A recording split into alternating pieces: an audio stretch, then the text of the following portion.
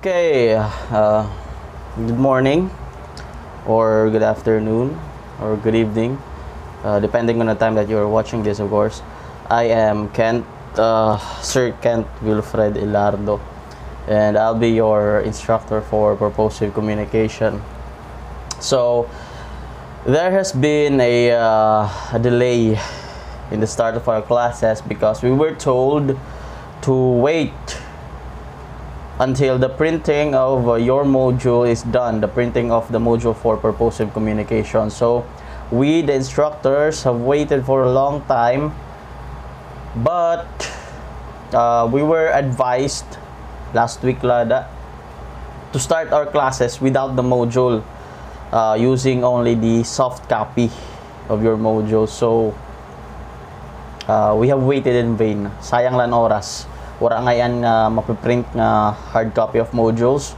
Soft copy lang ngayon gagamitin. If I had known early pa, nag-send na lang na daanin soft copy niyo, ano? But anyway, we can never turn back time. Let's start with our lesson. I'm recording this because I won't be able to conduct our class because may nanam event yun na high school. Okay, so Chapter 1, Lesson 1, the nature of communication. Communication is an important human activity. Without it, people may have trouble comprehending one another. Furthermore, relationships among humans may not be realized in the absence of communication, according to Aquino, De Guzman, and Kiyoyo, 2018. I don't know if I should explain this to you. It is very explanatory, self-explanatory, ano? It is important, of course, communication. How we'll be able to build relationships with each other. How will we be able to send messages if it were not because of communication, diba? So, also, it is a powerful activity that comes innately, like breathing.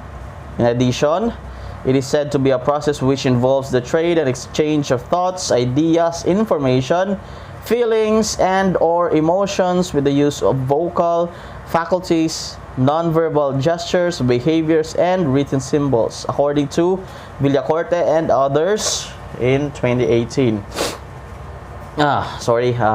May dako sipon yan na. Okay, so communication comes innately, like breathing. When you say innately, it comes naturally. Innate, it's in you, it's in your nature. Okay? Breathing is innate to us. Okay? Kabata pa kita, inborn, we know how to breathe. We don't need people to teach us how to breathe, right? Just like communication, it's innate to us. It is a natural instinct for humans to speak. Okay? Babies or infants have tendency to speak. You can never reverse that or prevent that from happening because it's innate to us. It's just how it is. Okay, so it is said to be a process which involves the trade and exchange of thoughts, ideas, information, feelings, and or emotions with the use of vocal faculties, nonverbal gestures, behavior, and written symbols. Okay, so communication does not only involve thoughts and ideas. Okay, it also involves emotions, things that we feel in our heart. Okay, through what? Through vocal faculties, with the use of our vocal faculties, the tongue, the mouth, the larynx, whatever that is. Ano pa iba? Okay, so also non-verbal gestures. These are your gestures, behaviors. What do you call this? Body language. Yes, body language. And written symbols. Okay? Sinorat. Okay. Though considered natural, there is still a need to understand how communication works so that we can carefully deal with its processes, elements, and forms. Okay. The term communication is said to be coming from the Latin expression communicare, which aptly means to share or to make common. It's not communicare, huh? It's communicare. Why? Because it is in Latin. Okay, communication comes from the Latin word. It is said to had come from Latin word communicare, which means to share or to make common. When you say to make common, it just means that your aim is to make a common understanding between the two people who are communicating. Okay? They have the same common idea after communicating. After nila mag-istorya, they have come up with the same common idea. Di rin magkaiba their idea. Because kung magkaiba their idea, they have committed misunderstanding, not understanding. So they have to have a common understanding for the communication to be effective. Okay, communication is a systematic process which generates meaning by using messages.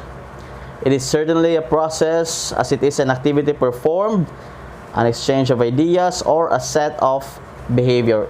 Communication is a process. Okay, we should understand that it has different stages and different elements. Okay, according to Berlo, 1960, if we accept the concept of process, we view events and relationships as dynamic, ongoing, ever-changing, and continuous. Okay, so if we view things now as a process, we view events and relationships as dynamic. When you say dynamic, it is not dead. Okay, it's changing, it's alive. Okay, it is ongoing, ever-changing, and continuous. Just like communication. Okay, it's not dead, it's dynamic. Continue. When we label something as a process, it is not static. Okay, it is not dead, it is not at rest. It is moving. The ingredients within a process interact. Each affects all others. In a process, you say the process of photosynthesis, we have different elements that are involved. The same is true with communication. So here are the different components in the communication process. We have the sender, the receiver, the message, the channel, and the feedback.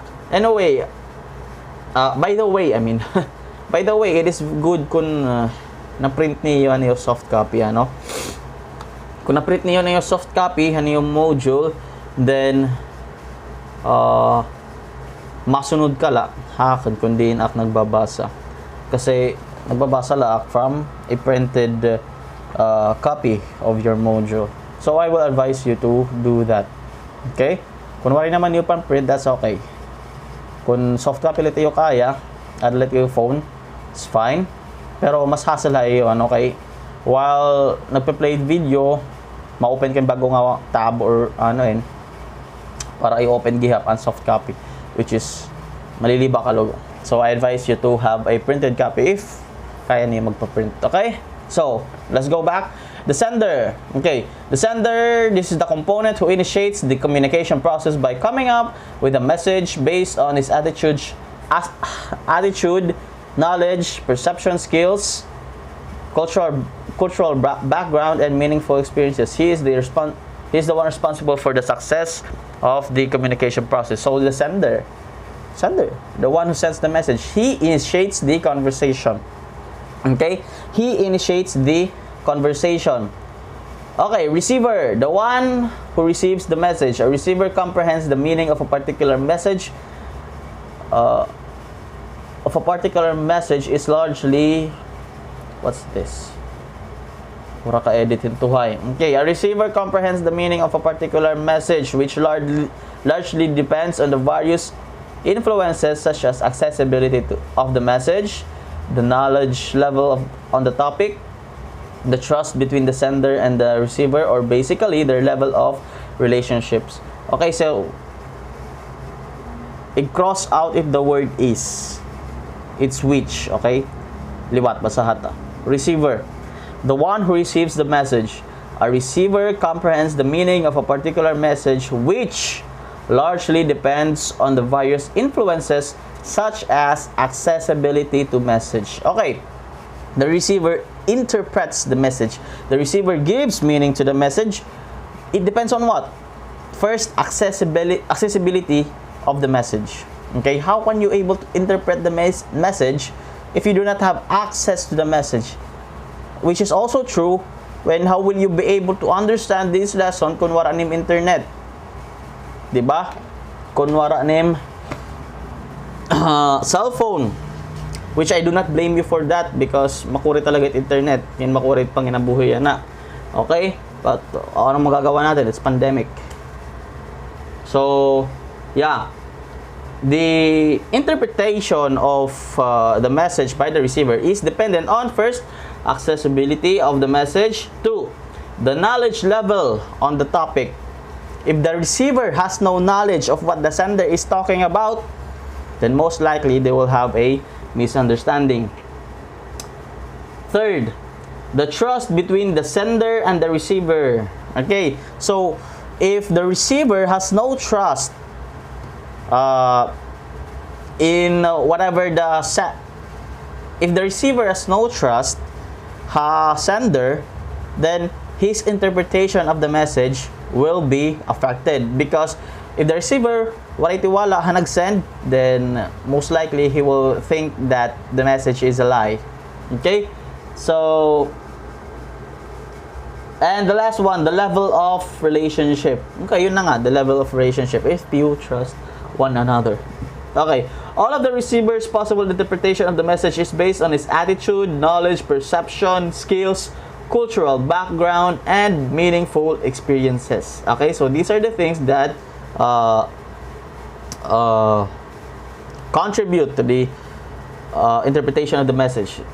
The attitude of the receiver, the knowledge, the perception, pananaw, okay, perception, pananaw, skills, cultural background kung natin kultura, kung igorot ka, kung if kwan ka, Muslim ka, or whatever you are, and meaningful experiences. Okay, message. And also, take note, number 2, receiver can also be the sender. Kasi nagbabaliw-baliw may tira. The sender sends message to the receiver then gives a feedback nga diha sender. So, hiya na ang sender, hiya na ang receiver. So, they interchange roles from time to time. Okay, message. Message is considered as the heart of communication and is the information translated through symbols that may be in the form of a gesture, spoken word, or written language. A message is composed of encoded symbols forming an idea that is both understood by co-communicators. Okay? Message is the heart of the communication process because it is the most essential thing. The thing that you are trying to convey to your receiver. Okay? Through what? Through gesture. Okay? You can send a message through gesture. Pamamagitan hin, yade, this is a gesture. Yade, this is a gesture. Okay? Yade, this is a gesture. So, those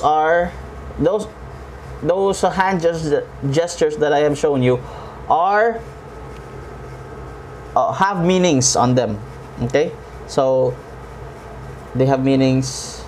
This has meaning, and whatever, this has meaning. Okay, it can also be translated through spoken word. Okay, of course, just like what I'm doing right now, spoken word. Or written language when you write something. This is very simple. Okay, 4, channel. Channel is the means as to how the message is conveyed. Most channels are either oral or written, but currently visual channels are becoming more popularly used as technology continuously evades the communicative activities. Common channels include telephone, emails, and written formats like memos, letters, print ads. Adding to the variety of channels of communication is the rise of social media that flourished as a new form of channel. Channel is basically the means that you are sending the message. Ano itong ginagamit? What do you use to send the message? What do you use? Phone. Messenger, di ba? Phone and messenger, they are channels. Email, when you are trying to send a written message. Written man gihapit ano in messenger and phone. Okay, so email, paper and pencil, 'di ba? Asa atin ginagamit para ma-send yung message. Those are different channels. And also our vocal faculties. Atin tongue, atin baba. Okay, that's what we use when we are speaking. So this is a channel. Okay, our vocal faculties. So channel that ginagamit to send the message. Feedback. Feedback is the reply, the response, or the reaction. Okay, this is the final link in the chain of the communication process. After receiving the message, the receiver responds to the sender. A feedback may be done in various forms such as spoken word. Okay, spoken word, yayakan, written comment, surat, a long sigh. That is a sigh. Okay, so that may be a reply. Okay, expressing your maybe disappointment or tiredness. What else? A gesture or a smile. Okay, so in some instances, even a lack of response to some says is already a form of feedback, according to Bovey and Thrill 1992. Okay, a lack of response in some sense is already a form of feedback. If you are asked something and you're just silent, there may be a message to it. Okay? Pwede na siya maging feedback. Why? Because sabi nga nila, silence means yes sometimes. Okay. So silence may also be a form of feedback. Okay. Communication contexts. Okay, first we have intrapersonal communication. When you say context, setting. Okay? Kung ano hiya nga setting, di nangyayari, ano nangyayari. Okay. Sige. We have 4 communication contexts. First is intrapersonal communication. Okay. It is the communication that occurs within one's own mind. It also includes activities such as one's solving own problems or conflict, planning, evaluating oneself, and one's relationships with others. Intrapersonal communication. Intra. Okay? Intra. Within yourself. This happens when you are communicating with your own self. For example, you ask yourself this question. Let's say, nag-report ka hayo klase. And then, you ask yourself, how did I do? Mopay ba nak performance? Okay? Was it poor or was it good? That is an example of intrapersonal communication. Planning. Okay? For example, you are playing chess. Okay? So, may danim ka sa chess, and then in your own mind, you are communicating to yourself, what will I do? What will be the next move to defeat this opponent? That is an example of intrapersonal communication. Communication within yourself. That is intrapersonal. Interpersonal communication. Okay. Interpersonal communication is the process of using messages to generate meaning between two or more persons in a situation. Okay? When you say interact ka na with other people. Dire ka na lahay mo sarili. Interpersonal communication. Okay, dyadic communication is we have 2 types of interpersonal, the dyadic communication and small group communication. First is dyadic communication. This is basically a communication between 2 persons. Specifically, sugahit you are talking with your parent, or an interview with an employer, or a consultation with a teacher. Okay? When you say dyadic, duhalait. Okay? Duhalait nga people it involved. For example, you are talking to your girlfriend, you are talking to your parent, you are talking to your doctor, you are talking to your teacher. Okay? Duhalait, dyadic. Small group communication is the process of generating meaning using messages within a small group of communicators. Example, interaction with family members, study groups, religious groups, etc. Okay? Very simple. Interpersonal communication is when you interact with each other. We have two types of interpersonal communication. Dyadic communication, duduha lang kamuhit. Okay? You and your parent, you and your doctor, you and your teacher. Those are examples. And small group communication, study groups, your friends, or your church. Ato kayo church, nakikipag-communicate ka, damo nga tao, di lang ka maduduha. Okay? So, that's the difference. Dyadic, duhala, small group, damo. Okay. Number 3, public communication. This is the process where a single source utilizes messages that then transmits these messages to a number of receivers at once. Public communication or public speaking is recognized by its formality, structure, and planning. Public communication is sometimes there's no feedback from the audience. Sometimes la, okay? For example, a SONA by the president. Yes, there is feedback, but after the speech. During the speech, I don't know if pwede ka ba mag-feedback or mag-asking question to the president. I don't think so. So this is an example of public speaking. And also, public speaking, public communication is defined by is recognized by its formality, formal inihiya. Okay? Public communication is formal. So, diri la kita pwede ginakanhin mga, let's say, street language, informal language. We should use formal language. Well, in the case of our president, he's not so formal. Even when it comes to public communication, because we can hear him cussing and saying some filthy words. Okay, so in public communication, may da niya live audience. Okay, and it is formal. 4th, mass communication. It is a process of communicating message in order to generate meaning through a mediated system. From the source of the message, it goes to its several unseen receivers. This type of communication is called mass because the messages go to the newspaper and magazine readers, TV viewers, radio listeners, and netizens. It is called mass communication because it makes use of mass media. For example, TV, radio broadcasting, 24 oras, di ba? TV, radio broadcasting, DZRH, magazine readers, mga newspapers. These are mass communication. Ano pinagkaiba niya with public communication is that public communication has live audience. May tao.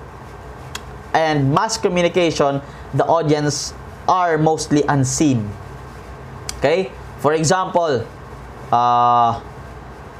yun na nga, radio broadcasting. Makikita ba ni mga isang studio namamatay ha radyo? There, di ba? It's all over the nation. And 24 oras, you cannot see in the studio the live audience. The audience are unseen because they are scattered around the nation. Okay. So, now answer exercise 1 and worksheet 1 for lesson 1. It is page 2 in your worksheet. Okay? We will continue on the elements of communication for the next video. Okay.